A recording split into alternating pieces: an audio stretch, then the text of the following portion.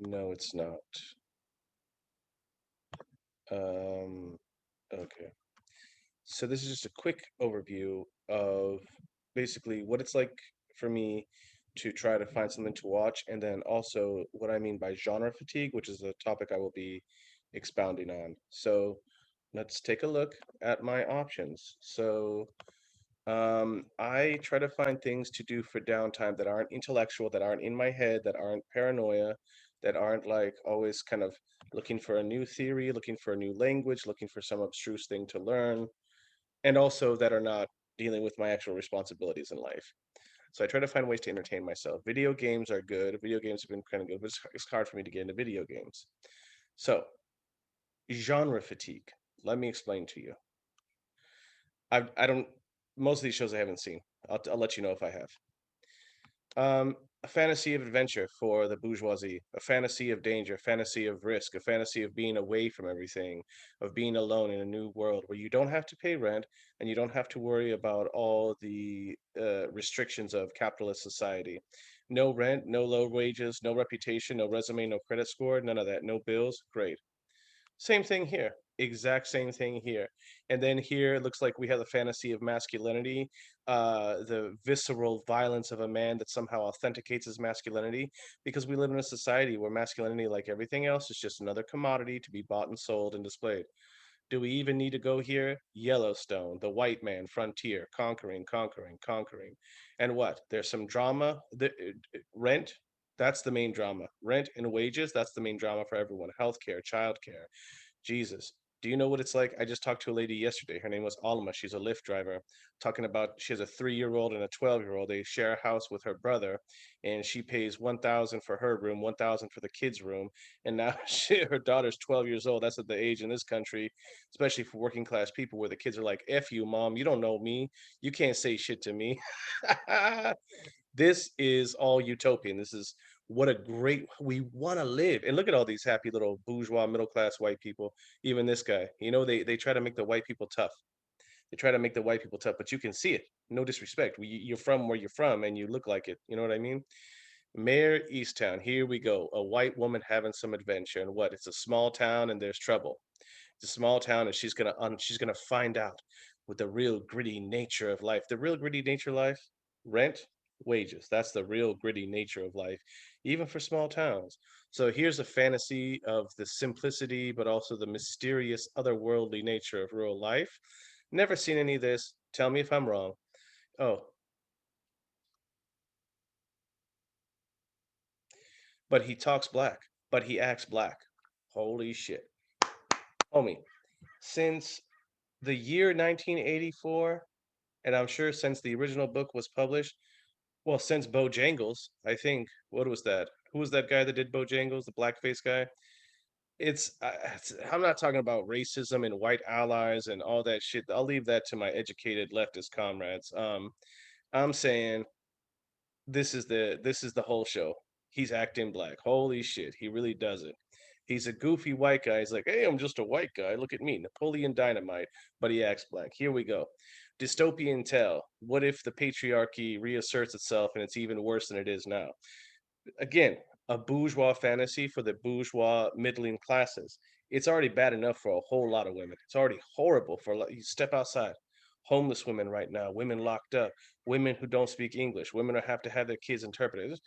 It's already hell for all kinds of women out here, but this is a fantasy where the hell of being a woman is somehow understood. Oh, it's just these men. If we could just get rid of these men, everything would be okay. It makes sense. Also, of course, it's that fantasy of master, servant, and all that stuff, being the maid to a rich man, a kept woman, all that nonsense. Here, Shameless. Oh, great, Shameless. Oh, dear. I watched all 9 or so seasons of the UK version. The American version, it's too hard not to see that it's just fake white trash. That poverty, the working class in America is white. It's like it's a slap in my own face because I am white, and I'm working class. So I know the working class of this country, and it's not white. It's not white. There's white people. There's all kinds of broke ass white trash people. You can find them. No, Succession, here we go. Royalty, money, prestige. And then in Shameless, do they really can they fight the real enemy? wages and rent. Can they fight the wages and rent enemy? No, they cannot. But they always find a way. And of course, like poor people do, like the lower classes do, they love to drink and screw. And it's a big funny joke. And it always works out. We just dance it off and have a party. Uh, I cannot watch anything. Okay, okay, okay. Go. Let me go a little faster to get through these other things. Okay, here we go. Yeah, rich people. Life sucks when you're being rich and it's all family intrigue. Here we go. Superpower, but it's a trippy psychotic superpower. What is this? Oh, it's magic elves and fairies, but actually we're talking about racism and patriarchy. Okay, absurd anti-hero. This was from the 1990s. I loved it. Watchmen. What if it's a different kind of racism? It's great. I read this in the 90s too. Oh, here we go. There's sexy hot kids, but they all have to kill each other, as opposed to real violence, the real horrific brutality of everyday life in America. Look at the police reports, look at the emergency room reports. It's already violent. This is a fantasy of understandable horror, understandable violence. We can keep going. I promise you, we can keep going. But this is what it's like when I look for something to watch on Amazon Prime. Okay. Uh, let's see. Let's see. Here, let's go to Netflix. Popular, oh, Virgin River. There we go. Again, the middling classes and their simple little lives and how great it is. So all the problems that come up, they're not really there for you to understand the problems. All the problems are there for you to enjoy the leisure, where you don't have to worry about the wages and the rent, or being deported, or having a son who's a felon and can't get a job, or can only get a low paying job, and all this shit, and the roaches in the neighborhood you live in being gentrified. That's the reality for the renters and the working class of the city I live in, Long Beach. But what a fantasy. Fake danger, right? Comprehensible evil. Here, Stranger Things, nostalgia for the 80s, stupid. Wouldn't it be easier if instead of having to worry about wages and rent and the brutality of this society, we just have like an alien dimension? Then we know, oh, these are the bad guys. That's the other thing. The fantasy of knowing who the bad guy is, the fantasy of being able to pick out somebody and say, okay, that's the problem. We'll get rid of it. Sex life. Here we go. Hot white rich people having sex. But it's not on an incognito tab, so you know what I mean? It's not salacious, it's wholesome. Alone, we just saw this. Black Summer. Okay, I think this is a zombie thing. Zombie thing. This is another bourgeois fantasy. What if suddenly we didn't have to worry about wages and rent? We didn't have to worry about being harassed. We didn't have to worry about all the indecency and indignities we suffer every day. And all we have to do is go kill things. It's a fake problem. Like, oh, shoot, we have to kill. We might get killed, but that's the easiest thing compared to the actual world we live in. Here we go. What's life like for autistic people? That I would watch, but it's going to be full of obligatory jokes and stereotypes, but that's almost interesting. This one I actually did watch. This was a nice change of pace, but it's of course the same thing. It was a change of pace because it takes place in Norway, and I've taught a lot of Norwegian kids over the years. So this one takes place in Norway, but it's the same thing. You are destined for greatness. You have godlike powers. You discovered your godlike powers as an adolescent. And then there's rich people that you have to fight, and it's the rich versus the low, and evil corporations again. All preferable these are all preferable to our daily reality that the majority of people in this city are suffering from the lack of wages and the presence of rent. Here we go. Altered Carbon. This was like late 90s science fiction novel. It was all about immortality, uploading your consciousness against the fantasy that technology is going to liberate us. But then, of course, it's like, oh, here's a twist. Actually, technology is just as oppressive as everything else. Daredevil, when did this start? The 70s, this comic book? Again, it's the white man who beats the crap out of all the bad guys who just, they always make them like it's not just a black gang, it's a black, white, Asian gang. So it's not just a white man, cowboy, conqueror, conquistador. You know what I mean? He's actually got a background. He learned ancient Oriental mystical martial arts. Okay, this jerk. Oh, the fight for America? The fight for America is the fight to pay rent and the fight to make enough money. That's everybody, homie. That's everybody. What's the what? And then be reasonable and talk in both sides. Again, a fantasy that it's our behavior that's the problem. It's not the constriction of prices and the lack of money and the lack of resources. It's our behavior. If we can just change our behavior. Oh, oh, oh, oh, magic school with a prophecy, magic, magic, magic. And then what is it really? A bunch of bourgeois kids, a bunch of privileged bourgeois kids having a good time who don't have to worry about the constant threat of being homeless and being fired, and then having your unemployment run out when you have a family to support into the Badlands. Okay. Action, hero, one man, but he kills a whole lot. That's a great fantasy, and he's hot too. But the tragedy is for us to enjoy the violence. That's the tragedy. That's why it's there. So what he loses somebody, he has to avenge someone's death. We cannot avenge anyone's death. We cannot avenge our own death, avenge the death of our children. And even if we do, it's just more death. There is no resolution, right? All of these horrible things we find in these shows, this is just all to let us enjoy the escape from capitalism. uh Documentary now, I think, looks like a satire of documentaries. Gotham, okay, Batman before Batman or some crap like that. Again, identifiable evil, identifiable villains, things that are explicable, that seem horrific and dangerous and crazy, but actually it's the other way around. It's a fantasy of the tranquility of knowing who's evil. Punisher classic. I read this all through the 90s. I love the Punisher comic books because he was focused on just killing people and beating up the bad guys. The simplicity of good and evil, the fantasy of that simplicity. Here we go. Magic kids and magic things that happen. The reality is, magic doesn't do anything about poverty. Ha ha ha ha. The war next door. Okay. Out of control. Oh, guerra de vecinos. Okay. Out of control, hot people, and they're not just struggling to pay the rent and pay and deal with crappy wages and a lack of benefits and people that don't want you employed at Uber and Lyft and all that bull crap. So we go down the line, homie. This is all the same. There's nothing to watch. There's nothing to watch. Stargate. Okay, some facile idea that of ancient aliens. That's what Stargate is. Umbrella Academy. This came out in like the comic came out in like 2005 or 2010 or 2011, something like that. Same thing. It's basically a twist on the X-Men, a kind of alternative X-Men.